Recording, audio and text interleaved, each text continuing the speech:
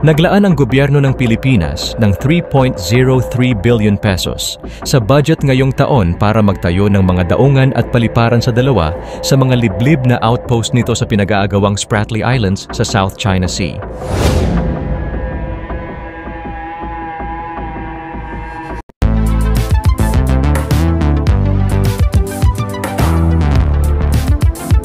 Huwag kalimutang i-like at i-share ang video na ito at mag-subscribe ka na din sa aking channel para updated ka sa mga bagong videos.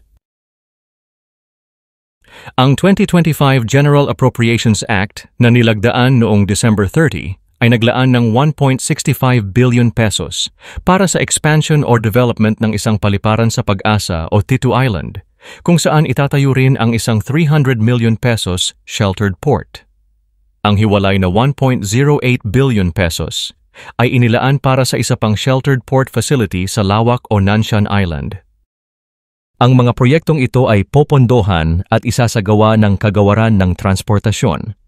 Ang parehong mga isla ay nasa ilalim ng jurisdiksyon ng Munisipalidad ng Kalayaan sa Palawan, isang 6th class na munisipalidad, na siya ring may pinakamaliit na populasyon na bayan sa bansa. Mayroong 193 na residente ang nakatira sa Pag-asa ayon sa 2020 census ng gobyerno. Ito ay matatagpuan mga 300 kilometers sa kanluran ng mainland Palawan. Ang Pag-asa ang pinakamalaking feature na inuokupahan ng Pilipinas sa Spratlys. Walang regular na komersyal na transportasyon mula sa mainland Palawan patungong Pag-asa. Noong nakaraang taon, inihayag ni Pangulong Ferdinand Marcos Jr. ang pagtatayo ng paliparan sa Pag-asa bilang isa sa mga prioridad ng gobyerno.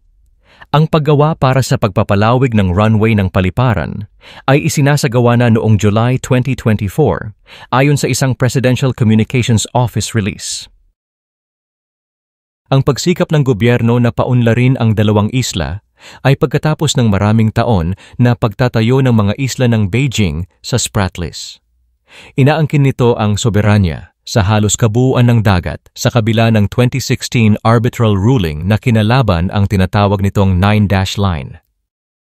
Noong nakaraang taon, kinumpirma ng Philippine Navy na ganap ng militarisado ng China ang Subi Reef, isang feature na matatagpuan sa labas ng 200 nautical mile exclusive economic zone ng Pilipinas, ngunit nasa loob ng 12 nautical mile territorial sea ng Pag-asa Island. Ang Pag-asa mismo ay nasa labas ng EEZ ng Pilipinas, ngunit sinakop at pinangangasiwaan na ng Pilipinas mula noong 1971. Bukod sa Pag-asa at Lawak Island, pinananatili ng Pilipinas ang presensya nito sa 7 iba pang feature sa Spratlys, kasama ang Likas o West York, Parola o Northeast Cay, Kota o Loaita, Patag o Flat Island, Panata o Lankiam Cay, Rizal o Commodore Reef, at Ayungin o Second Thomas Shoal, kung saan ang barko na BRP Sierra Madre ay nagsisilbing outpost. Ang PCG station sa Pag-asa Island na pinasinayaan noong unang bahagi ng Disyembre ay isang excellent example ng uri ng infrastruktura na tutulong sa Pilipinas na ganap na maitatag ang presensya nito sa South China Sea. Kung nais ng China na patuloy na maglagay ng mga barkong magbabantay sa baybayin, hayaan silang sumailalim sa internasyonal na pagsusuri. Ang bisyon para sa Pag-asa Island bilang logistic hub para sa militar at coast guard at bilang isang maunlad na komunidad ng mga mangingisda ay dapat ding ilapat sa iba pang mga isla sa Spratlys na sakop ng Pilipinas. Ang mga islang ito ay dapat magkaroon ng command and control facility na nilagyan ng radar at jammers, coastal air defense at anti-ship missile na mga baterya, pati na rin ang berthing at docking area para sa ship replenishment, crew rest at maintenance. Dapat din nilang matugunan ang mga pangangailangan ng mangingisdang Pilipino. Hindi dapat maiwan ang Pilipinas sa pagtatayo ng mga infrastruktura na ito sa lugar ng flashpoint dahil hindi lamang China ang kumikilos sa maraming maritime features sa South China Sea.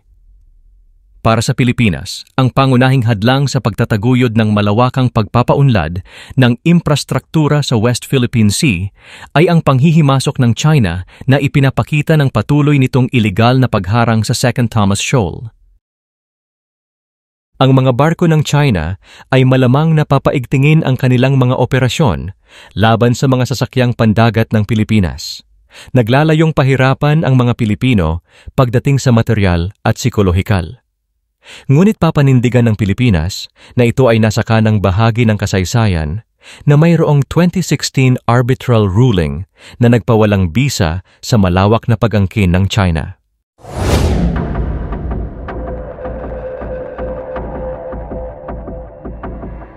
Ano ang masasabi niyo tungkol dito mga ka-mix?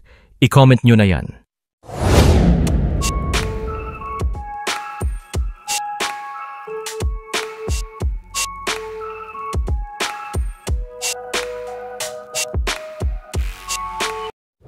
Salamat sa panunood mga ka-mix. Ako ay mag-iiwan sa inyo ng katagang alamin natin ngayon, wag nang ipagpabukas. Kung ayaw mong batukan kita. Biro lamang. Ingat mga ka-mix. Sa susunod na video na ulit.